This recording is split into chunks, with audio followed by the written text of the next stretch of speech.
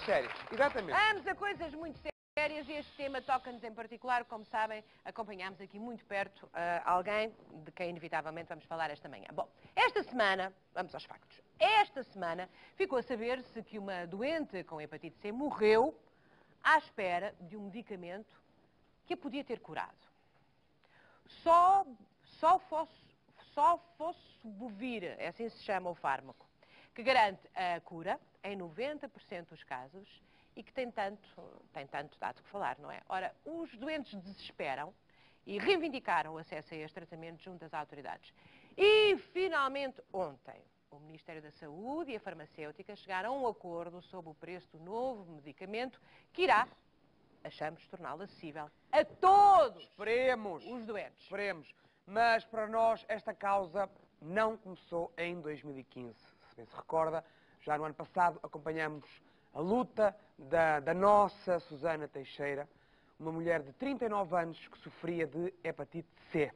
A Susana ainda chegou a receber o medicamento, mas a espera foi demasiado longa. Susana partiu no passado dia 27 de novembro e vamos recordar o caso. Oh, Susana, eu fiquei impressionadíssima com esta história, porque não compreendo muito bem, julgo que lá em casa também não, como é que existe uma cura e ela não pode ser ministrada. Explique-me lá isto. Normalmente é exatamente para que essa questão não seja posta novamente que eu estou aqui. Porquê que existe um medicamento que já foi aprovado, não tardará nada, poderá estar acessível, mas a Susana, e se calhar pessoas como a Susana, não tiveram acesso a ele. Como é que isso é possível? Quem é que me explica? É a Susana ou é a Emília? Por uma questão economicista. Tem só a ver com o valor economicista? Explique-me lá isso. Neste momento, a EMA, a Associação Europeia do Medicamento, aprovou o Sofosbuvir no dia 16 de... É este medicamento? Este frasquinho custa 95 mil euros? Não, custa 48 para 3 meses. A Susana seriam 6 meses. Portanto, 48 mil euros? 48 mil euros. Portanto, seriam 6 meses, 2 frascos, daria os tais 90 e tal mil euros. 1000 euros. 1000 euros. É que nós estamos a olhar para um frasquinho de comprimido. Mas estamos a 48 mil. Mas estamos a falar para um frasquinho que custa 48 mil euros, mas que em 3 meses dá 95% de hipótese de curar a pessoa. Está comprovado cientificamente. É a diferença comprovado cientificamente. entre continuar viva e e desaparecer daqui a algum não é, tempo. Susana? Vamos falar com franqueza, não é? Comprar. Isto não pode ser comprado. Não. Ou seja, se hoje tivéssemos aqui um movimento extraordinário, nós, o Rato Mica, o Tico e o Teco, conseguíssemos os 95 mil euros, não podíamos ir a sítio nenhum comprar. Não. Porquê? É um medicamento de distribuição hospitalar. Portanto, só é dado ao doente através das farmácias hospitalares. Não pode ser comprado. Por isso que eu estou aqui. Esta parte burocrática ultrapassa-me. E eu sinceramente não vou focar nisto. Eu vim aqui e estou a expor a minha vida só por uma razão. Eu quero que se lembrem e que relembrar o valor da vida. Ora, a luta da Susana terminou de forma inglória. Ela morreu. Mas a verdade é que a história dela terá, como muitas outras, contribuído de forma decisiva para que o tema fosse novamente trazido a debate. Connosco está o José Almeida, doente com hepatite C, o David Gomes, cuja mãe faleceu com a mesma doença no final de janeiro, Emília Rodrigues, presidente da Associação SOS Hepatites, e a nossa advogada, a doutora Sofia Matos. Portanto, um forte aplauso para os nossos convidados. E vamos já ao David. Já. Ó David.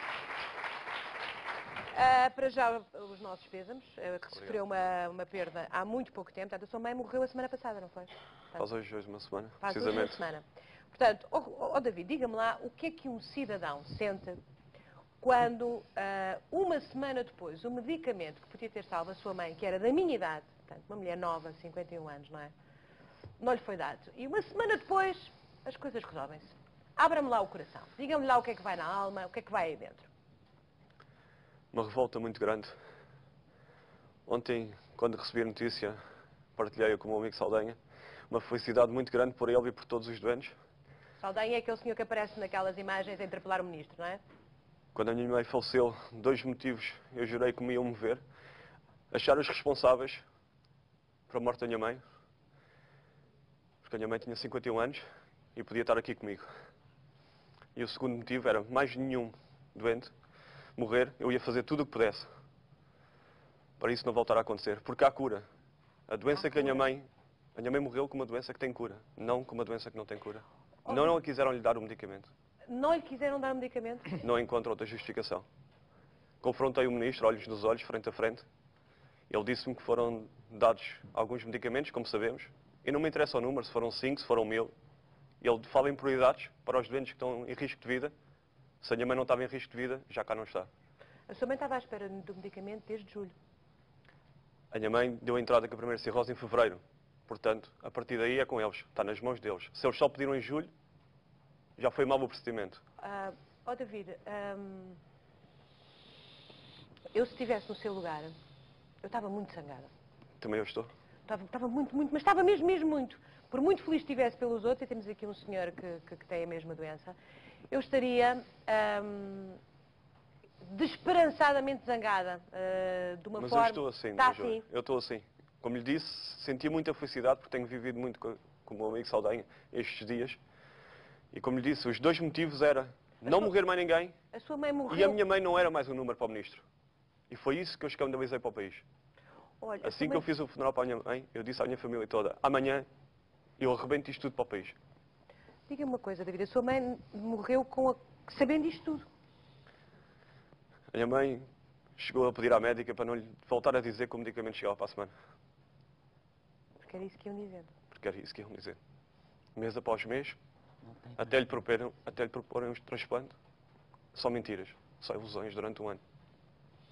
Bom, David, muito obrigada por estar aqui hoje, porque uma Nada, semana eu é que agradeço. muito pouquinho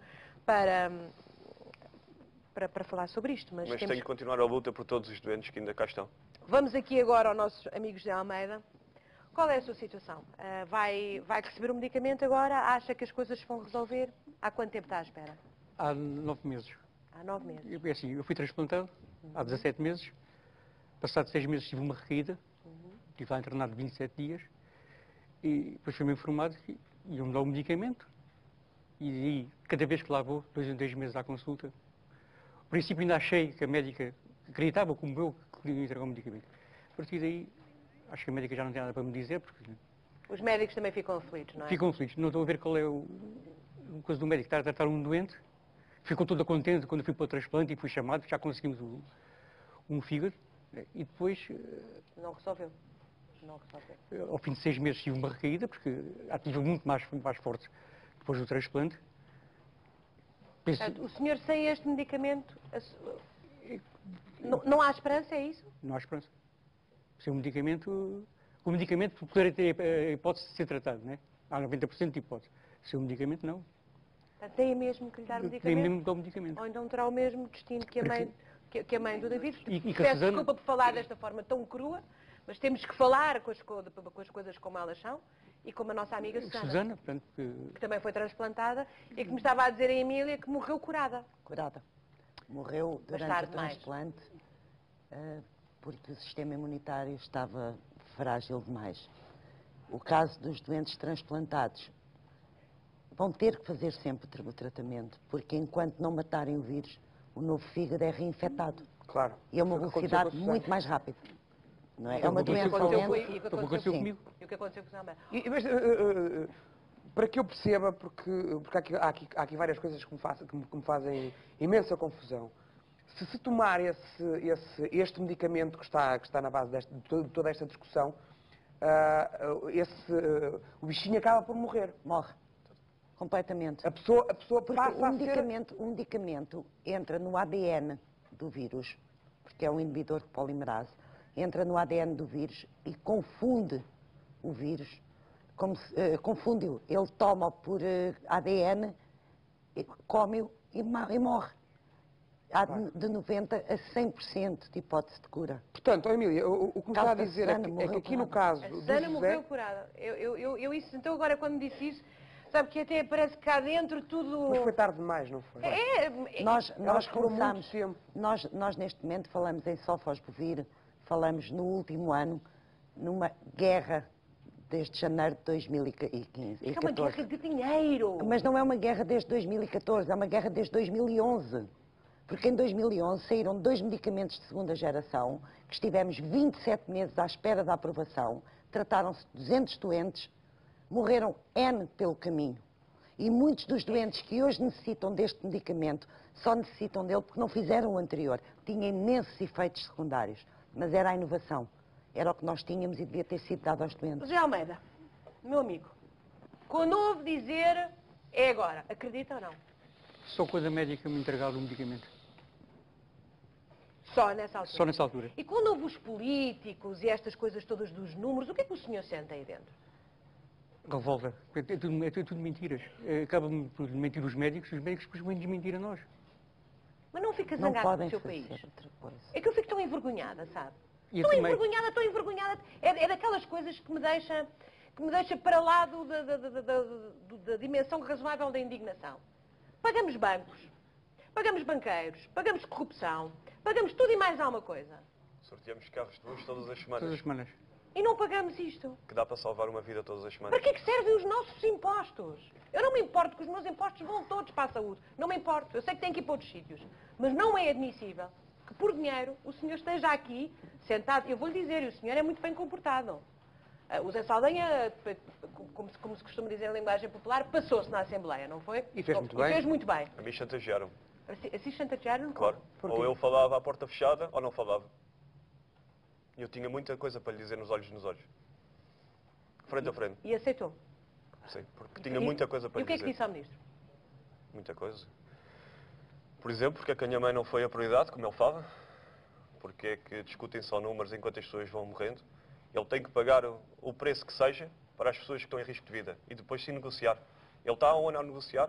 Se calhar se eu não espalhasse este caso, estaríamos ainda mais meses. É a minha convicção.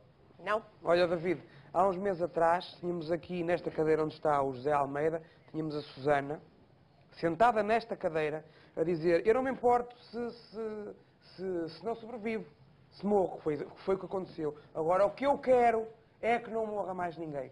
Foi exatamente esta... E ainda morreu a sua mãe e muitos outros não sabemos. Foi exatamente isso que começamos aqui. Deixa eu lembrar as imagens do Parlamento, são fortíssimas e são de facto, é muito raro quando conseguimos que de facto os cidadãos e os decisores políticos se encontrem e cruzem o olhar. E foi assim com o Zé Saldanha. Eu peço desculpa, mas os cidadãos não se podem manifestar. Senhor, eu agradeço. Os cidadãos podem assistir, mas não se podem manifestar. Por favor, de uma vez por todas. Eu agradecia. Eu agradecia que não se manifestasse aqui nesta comissão. Eu tenho uma filha com 12 anos. Eu quero-a criar, não sou só eu. Olham para isto como se fosse só uma pessoa. Não, eu tenho a minha mulher, eu tenho a minha filha para criar e eu não quero morrer. Eu não tenho que morrer, não tenho nada a ver com as farmacêuticas. Sou ministro, tenho que fazer a sua parte, tenho que me tratar. Tratar é um dever, eu não quero morrer. Isto é muito poderoso. E aconteceu, não é? Chegou-se a acordo? Chegou-se a acordo. Ontem à noite, quando eu soube que o acordo tinha sido assinado, foi um momento de euforia. Eu pus no Facebook, falei com os doentes, falei com os amigos, telefonei, escrevi, foi um momento de euforia. Quando, na realidade, passou 1 hora e meia que se acalmaram os desânimos, nós estamos neste momento com muito receio. Claro.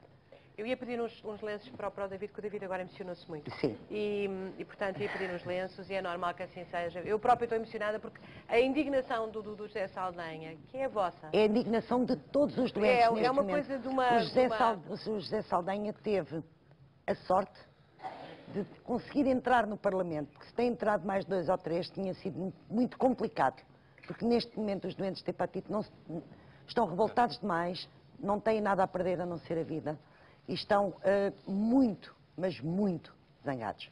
Tem toda a razão. Okay. Não tem a Sofia. Deixa-me ir aqui à Sofia. A Sofia está aqui hoje com a nossa advogada porque antes disto tudo acontecer já se falava num processo contra o Estado e eu não sei se não se justifica na mesma, porque o David, a Susana, todos os outros perderam a vida. O que é que lhe parece? A questão principal aqui é, como dizia aqui a doutora, nós estamos todos muito felizes, efetivamente, por o nosso Estado ter feito um acordo de preço com a farmacêutica norte-americana, que tem o monopólio do mercado, e é ela, de facto, que neste momento dita os preços. E podem impor estes preços? Podemos ir para uma situação de abuso de posição dominante no mercado, mas que será discutida eventualmente no Tribunal de Justiça Europeu, se eles tiverem representantes ou filiais na Europa, que presumo que tenham. Mas é uma questão que vai demorar anos, portanto não é isso que interessa, porque as vidas humanas, o tempo não se coaduna com o tempo da justiça, como sabemos, é longo. Portanto, a questão que se coloca é se o nosso governo, se o nosso Estado vai de facto fazer as encomendas para tratar estes doentes, porque fazer um acordo e depois não existir a nota de encomenda para se tratar os doentes, aqui é que é o problema que eu acho que neste momento estes doentes vão enfrentar, e a batalha tem que continuar. Eventualmente, colocando providências cautelares contra o Estado, obrigando que um tribunal decida que o Estado português, porque é um dever constitucional, que é o cuidar da saúde de todos nós, porque é para isso que nós pagamos os nossos impostos. Sem posses económicas, é um dever prioritário do Estado cuidar os cidadãos na saúde com medidas preventivas, com medidas curativas e outras medidas que sejam neste momento aplicar-lhes o medicamento que pode salvar 13 mil pessoas neste país. Portanto, a questão é, os doentes de hepatite C devem efetivamente unir-se, não esperar que exista uma nota de encomenda do Infarmed à farmacêutica norte-americana para que o medicamento possa chegar, porque nós não sabemos. Acha que se adormecermos eles facilitam? Era o que da Emília, não era o que não vão adormecer, não vão adormecer. Eu já disse isto, eu comecei por dizer, eu não dormi esta noite. Vamos começar por aí. Eram 2 da manhã, estava a falar à Antena 1. O nosso grande receio, após a euforia, não há dinheiro. Os hospitais estão em ruptura completa. Vê-se pelo caos nas urgências? Nas urgências, tem ruptura completa. O Ministro vai ter que criar, já, urgentemente, uma linha de apoio, completamente independente do Orçamento de Estado, de apoio às administrações hospitalares, para que os hospitais possam adquirir os medicamentos para os doentes. Porque eu posso dizer a toda a gente da plateia que podem comprar um Porsche, mas se eles não têm dinheiro não o vão fazer. E os hospitais, se não têm dinheiro, não vão poder. Agora já negociamos. Já negociamos. Vamos calá-los. Eles agora, com a negociação, isto vai acalmar. Não vai. Há doentes a morrer. Não é doentes a morrer, há pessoas a morrer. E, graças a Deus, e tenho muito que agradecer aos doentes, porque até há 3 anos atrás eu era a cara deles. Eu não teria aqui ninguém sentado ao meu lado a não ser eu. E neste momento os doentes dão a cara, a família dá a cara. E temos nome, temos rosto, temos famílias, temos filhos, temos netos. E não vamos deixar que nos matem. Ao abrigo do artigo 64 da Constituição Portuguesa, vão ser obrigados a tratar-nos. Não há dinheiro? Há. Como diz o David, não sorteiem tantos carros, não haja tanto dinheiro para VPNs. Pensem que são cidadãos nacionais. São pessoas, são votos. Estamos em anos de eleições, são votos. E não é o doente, porque cada doente tem, pelo menos, a mulher ou o marido, tem os filhos, tem os pais, tem os sogros. E neste momento nós estamos muito revoltados, mesmo com a assinatura do acordo, estamos muito revoltados, estamos muito zangados. Eu, nestes últimos 3 anos, perdi mais de 150 pessoas dentro da SOS Hepatites. Infelizmente não dão a cara. Agradeço imenso ao David o facto da mãe dele ter nome e ter uma cara. Não posso deixar de agradecer aos nossos médicos, que estão completamente impotentes, porque não há nada pior para um médico que ter o doente à frente. Eles fazem um juramento, juram salvar vidas, e depois têm pessoas que para eles não são números, são doentes, à frente, e não sabem o que lhes vão dizer. Só lhes podem dizer, não tenho nada para si. Neste momento os nossos médicos estão desfeitos também. E nunca abandonaram a causa, nunca abandonaram os nossos doentes, sempre nos apoiaram. Eu peço desculpa estar a interromper, mas agora também estão aqui a pedir-nos muitos esclarecimentos. Há muitas pessoas que não estão familiarizadas tanto com a doença.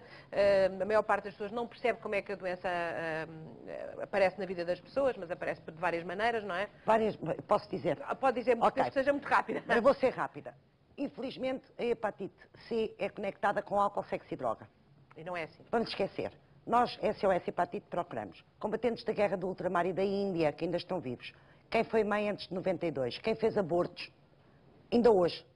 Porque ainda hoje o material não deve ser esterilizado a mais de 300 graus. quem teve pequenas cirurgias, Transfusões sanguíneas também? antes de 92, transfusões sanguíneas, tatuagens e piercings. E então depois vêm os usuários de drogas e outro tipo de- todos de- os de- outros de tipos estilos de Não vida. é uma doença de álcool, sexo e droga, é uma doença de sociedade.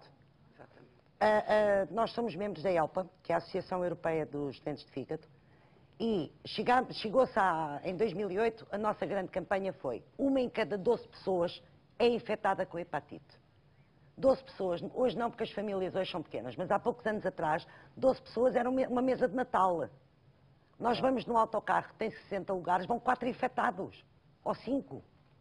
Portanto, e sem sintomas, porque o mal desta doença é que não dá sintomas. Aliás, é o caso- O fígado não dói. Exatamente. Aliás, é o caso do Zé. Levou imenso tempo até perceber aquilo que tinha, não foi? Sim, fiz umas análises de rotina que eu apanhei.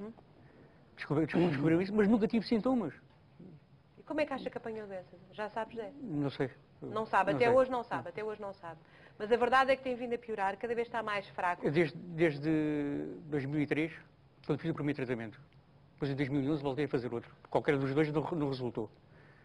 Depois fiz uma quimialização e fui transplantado. Portanto, E mesmo assim também não. E mesmo assim também Mas não. vamos a coisas práticas. Agora temos este acordo, A linha. temos este acordo, temos este medicamento que consegue curar estas Curar. pessoas. Curar. Estamos a falar em homens e mulheres na casa dos 50 anos, que, ficando curados, estão ativos para trabalhar. Vão ser novamente contribuintes, já que a linha é dinheiro, não é? Vão ser pessoas que podem voltar ao mercado de trabalho, vão descontar e vão ser úteis à sociedade. Verdade. E estamos a matá-los. Eu queria só ir aqui à doutora Sofia, ao David. O David vai processar o Estado ou não? Sem dúvida, Vai? sem dúvida. Com todas as declarações, todas as informações que tenho, de gente muito mais entendida, não há qualquer dúvida que a minha mãe tinha que ser uma das prioridades. Sofia, há possibilidades do David poder levar este caso para a frente junto à Justiça? Há, e aliás, e segundo as informações que vieram a público da farmacêutica norte-americana, tinha sido disponibilizado gratuitamente para a mãe do David o medicamento. A questão que se coloca, isto são informações que se leram na opinião pública. A ser verdade, É verdade. é verdade.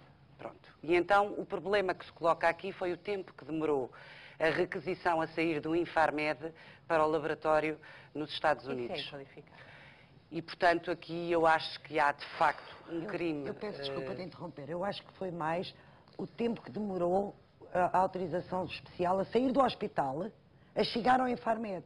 E depois, quando o Infarmed finalmente dá a resposta, foi tarde.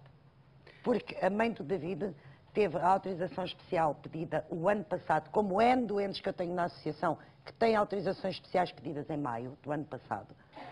Ninguém sabe onde. Porque não Isto é uma chegaram ao questão Infarmed. administrativa? É uma questão, isto é que é grave. Então então é loucura. Isto é grave. É uma questão administrativa e com esta questão administrativa levada em jeito de brincadeira com a vida humana, aquilo que para mim o Estado praticou foi um crime de omissão de auxílio.